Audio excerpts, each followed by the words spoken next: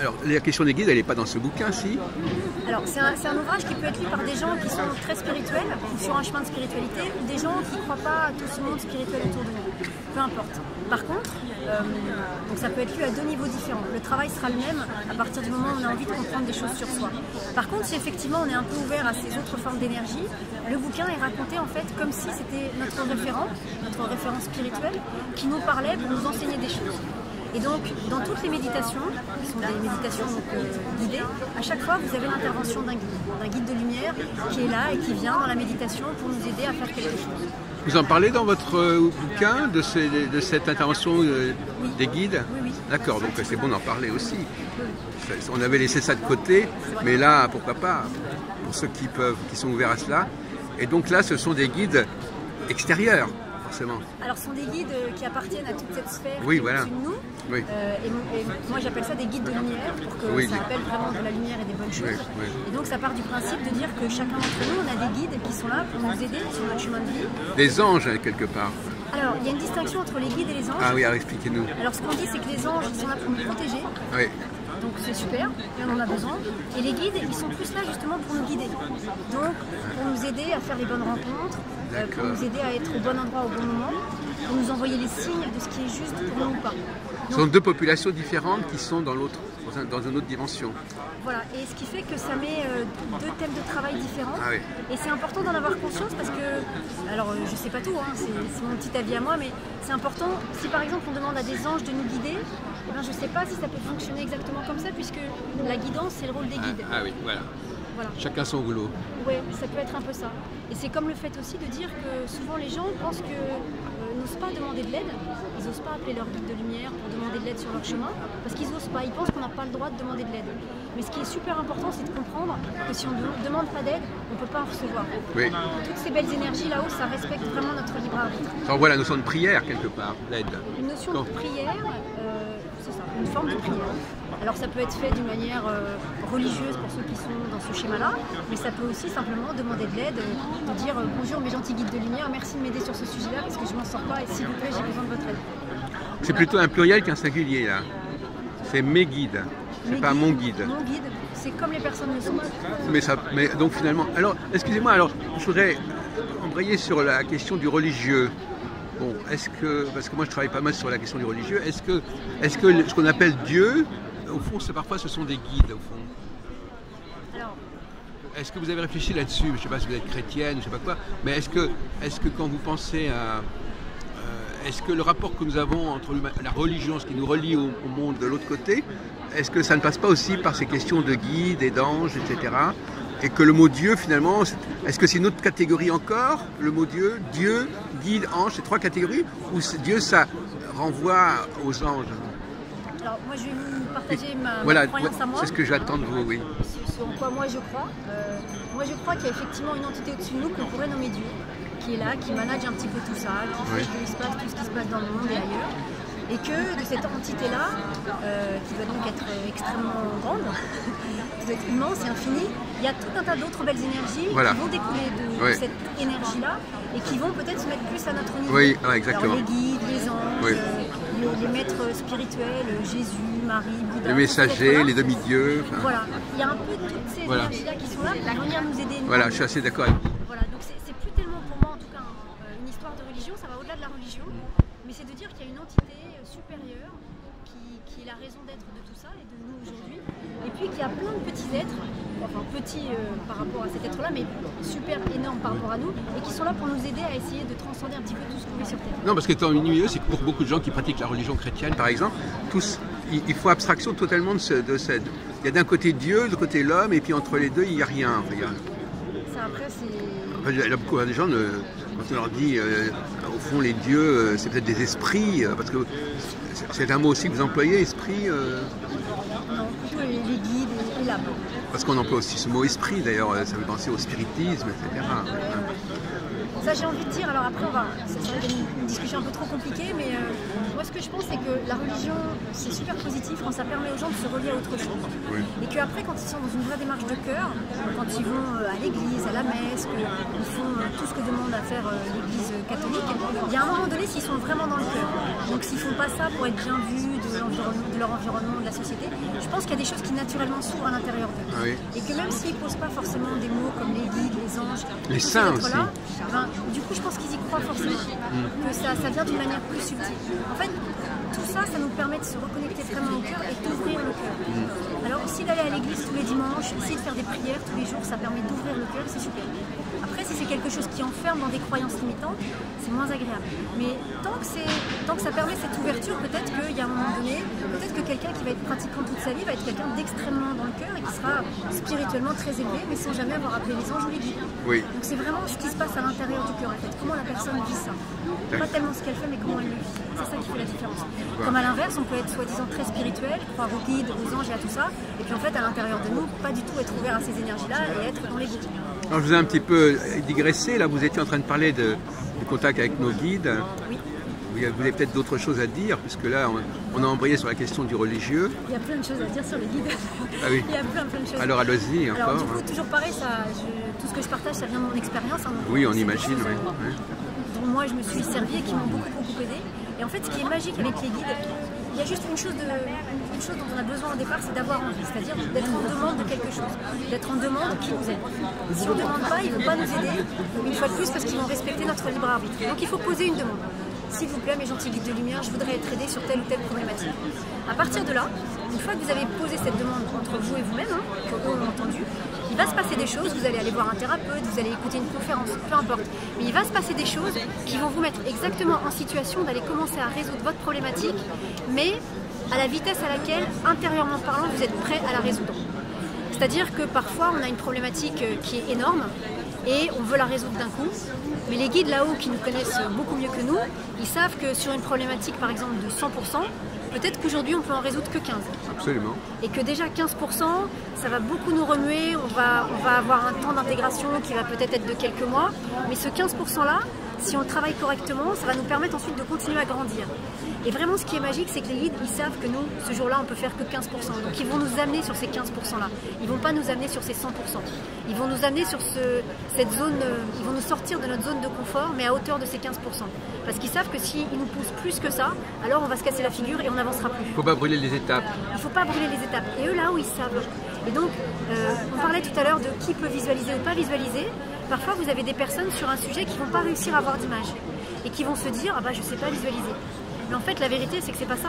C'est que sur ce sujet-là, ils sont peut-être pas prêts à recevoir les images. Donc, dans un premier temps, dans le travail qu'ils vont faire, ils auront un écran blanc où ils n'auront pas d'image. Parce qu'ils ne sont pas prêts à aller plus loin. Mais le jour où ils seront prêts à aller plus loin, alors leur guide fera en sorte qu'ils commencent à avoir une image différente. Alors, une autre question qui me vient, parce que moi-même, je suis dans le domaine des cycles et des astres, de l'astrologie. Ouais. Et là, il y a le problème du temps. Il ne faut pas effectivement aller plus vite que la musique, il faut respecter les cycles, les phases. Ouais. Et, mais ça, je ne sais pas si vous avez abordé cette question de, comme vous dites vous-même, qu'est-ce qu'on peut faire à un moment donné, qu'est-ce qu'il faut promettre à plus tard, dans quel ordre faut-il faire les choses. Et ça, normalement, l'étude de l'astrologie pourrait y aider, si vous voulez. C'est vrai. Je ne connais pas bien l'astrologie, oui. Je connais comme ça, mais je ne suis pas une spécialiste. Mais effectivement, il y a peut-être des cycles qui sont peut-être plus favorables à faire certains nettoyages émotionnels que d'autres. Oui. Et si effectivement on connaît ce type de temporalité-là, effectivement s'en servir pour aller régler les bons dossiers au bon moment astrologique, pourquoi pas? Oui, parce que dans beaucoup de choses, même en alchimie aussi, il faut faire les choses à un moment donné, à un bon moment. Mais apparemment, cette notion du temps, elle n'est pas au cœur de votre travail quelque part. Alors, bien que vous ayez évoqué ça maintenant, mais pour les guides, oui. Les guides, eux, ils ont une certaine idée du temps, ils ont un savoir sur le temps, mais ce n'est pas quelque chose que vous communiquez. Alors, par rapport à ça, moi, ce que je pourrais dire, c'est qu'en fait, si on s'écoute vraiment, si on arrive vraiment à être à l'écoute de nous-mêmes, cette notion de temporalité, on va la sentir. Bien sûr. Le sens, on va se dire, sur telle problématique, là, je ne suis pas prête encore à aller oui, bien sûr. Et par contre, à l'inverse, il y a des moments où on ne saura pas pourquoi et on va se dire, là, je suis prête. Oui. Là, je suis prête à prendre un rendez-vous, là, je suis prête à faire quelque chose pour avancer sur ce sujet-là. Donc, ce n'est pas une temporalité humaine ou astrologique, mais c'est notre temporalité intérieure. Oui, mais c'est la même chose, plus ou moins. Mais on peut dire, comme vous dites vous-même, on peut faire des choses sans le savoir. On peut sentir les choses sans avoir à passer par des connaissances. Oui. Mais ça ne se passe pas tout à fait de la même manière parce que on les apprend, on le prévoit pas, on le fait au dernier moment, on réagit, enfin on maîtrise moins bien le processus que si on était initié. Dans un certain cas, oui. Et dans un autre cas, quand on n'est justement pas initié à toutes ces techniques, Oui. pour appeler ça comme ça, là, en fait, ce qui compte, c'est de poser une intention. Oui. Si vous posez une intention, qui est une vraie intention entre vous et vous-même, une intention qui est claire, c'est-à-dire l'intention, ce serait de pouvoir vous dire je veux aller au bout de la salle, je veux aller au bout de l'allée là-bas. Ça, c'est l'intention que je vais dire. Oui. Mais en fait, moi, ma véritable intention, c'est juste d'aller sur les tabourets qui sont là. Oui. Donc déjà, il faut être capable de se reconnaître à soi-même quelle est ma véritable intention. Bien sûr. Et une fois qu'on a reconnu cette intention-là et qu'on l'a formulée correctement, d'une manière super honnête entre nous et nous-mêmes, Oui. alors les choses peuvent arriver et se mettre en place. Et il faut demander. C'est vraiment pas. En fait, c'est nous qui ouvrons les portes. Donc plus on ouvre la porte correctement, plus on fait venir à nous tout ce qui va nous aider à avancer.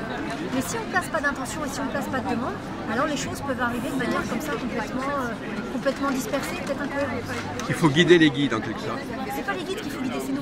Oui, enfin, il faut aussi préciser ce qu'on attend et donc par conséquent, si on sait mieux ce que vous attendez, on peut mieux vous aider. Et oui, parce que plus notre intention est claire, plus ils peuvent nous aider. Voilà, donc il faut aider les guides. Non, c'est une façon d'expression. Ouais, je ne le dirais pas comme ça parce que c'est eux qui sont là pour oui, bien sûr. nous aident et nous guident. Mais nous, on n'a pas besoin de les guider parce qu'ils savent ce qui se passe déjà. Oui. C'est vraiment. Ils ont quand même besoin qu'on soit prêt et qu'on soit clair là-dessus. Ils ont besoin qu'on formule une demande. Voilà, c'est ça. Ils ont besoin Donc c'est une façon de les aider. C'est une façon de dire c'est ok pour vous de venir m'aider. D'accord. C'est une façon de dire je permets que quelqu'un vienne m'aider.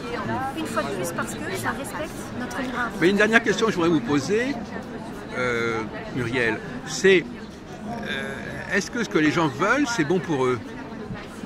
Est-ce que quelqu'un ne peut pas avoir un fantasme, je voudrais ceci, je voudrais cela, et finalement, quand il y arrive, ça ne lui donne pas satisfaction, ou même c'était pas du tout ce qu'il imaginait. Il y a un proverbe anglais, je crois, qui dit la pire chose qui peut arriver parfois à quelqu'un, c'est de réaliser ses rêves. Oui. Parce que là, on est vraiment dans le processus, je veux quelque chose et je voudrais pouvoir l'obtenir.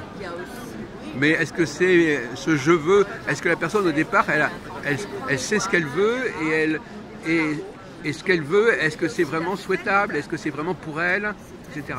Alors, on va dire qu'on a tous un parcours de vie avec une forme de destin, on peut appeler ça comme ça, avec des obstacles, avec des épreuves à dépasser tout au long de notre vie. Et ce je veux qui est là, en fait, je vais répondre un peu toujours la même chose, mais plus on va travailler sur nous, plus on va aller libérer ce qui coince, plus on va aller libérer les colères, les angoisses et les peurs, plus à un moment donné on va se rendre compte, est-ce que c'est vraiment ça que je veux? On va vouloir juste. On va vouloir juste. Et parfois, effectivement, vouloir juste, c'est pas vouloir ce qu'on voulait au départ. Et puis parfois, le fait de vouloir quelque chose et de se battre pour réussir à l'avoir, même si on ne l'a pas à la fin, c'est aussi peut-être une épreuve qu'on s'est mis sur notre chemin pour grandir intérieurement. Oui. Apprendre à se faire respecter, vouloir faire justice, vouloir recevoir la justice quand on sent qu'on n'est pas respecté. Ça peut peut-être être une épreuve très dure, mais à la fin, peut-être qu'on aura grandi dans notre... Donc c'est toujours constructif d'obtenir ce qu'on veut, finalement. Je dirais pas ça, c'est toujours constructif d'essayer d'obtenir ce qu'on veut, et après c'est toujours super constructif d'accepter que ça vienne ou que ça ne vienne pas.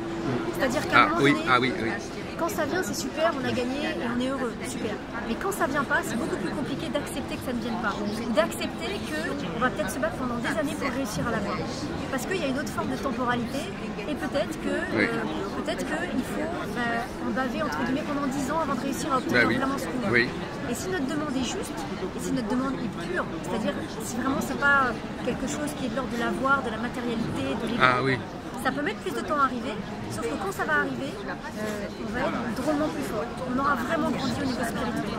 Alors, dernière question un peu subsidiaire, ce livre, vous avez voulu le faire et le publier. Oui. Et donc finalement, ça correspond aussi à une demande, vous avez peut-être été aidé pour y arriver, je ne sais pas. Alors complètement. En fait, la vérité, c'est que j'ai voulu écrire un livre sur ce sujet de la lumière, parce que moi, ça me parle énormément.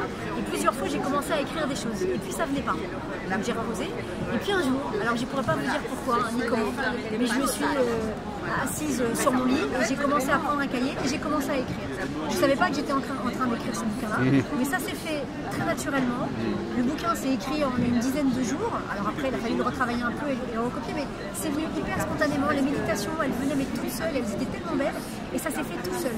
Parce que je pense que c'était le moment, à la fois que moi je reçoive le livre et c'était le moment peut-être pour qu'il soit transmis. Oui, c'est ça, c'était un moment pour que ce livre correspondait à l'ère du temps, en quelque sorte. C'est ça. Et peut-être peut-être aussi que par rapport à moi, il me fallait peut-être aussi un temps d'intégration pour accepter aussi d'écrire un livre comme ça, pour accepter de recevoir des méditations en canalisation et ensuite de les transmettre aux gens. Il y avait peut-être aussi, certainement, ça m'a fait travailler sur moi. Et puis il fallait aussi que l'ouvrage soit accepté par un éditeur. Oui, ça c'est la quand deuxième. même. Ça aussi, Ça doit être favorisé. Ça s'est fait assez rapidement. Ah bon? En fait, ça s'est fait, ça a été assez magique et ça s'est fait, j'ai envie de dire, d'accord. presque tout seul. Par contre, ce sont mes peurs à moi qui ont fait que ça a bloqué un petit peu. Vous avez pensé à vous adresser à cette maison d'édition en fin de compte? J'ai fait des rencontres et tout à fait spontanément, il y a quelqu'un qui m'a dit je connais quelqu'un, est-ce que tu veux que je te mette en relation? Et puis il se trouve que c'était les éditions Lucia et qu'ils ont accepté le manuscrit tout de suite. D'accord. Ça s'est fait de manière un peu magique. Donc merci là-haut. Merci beaucoup aussi en bas. Au revoir.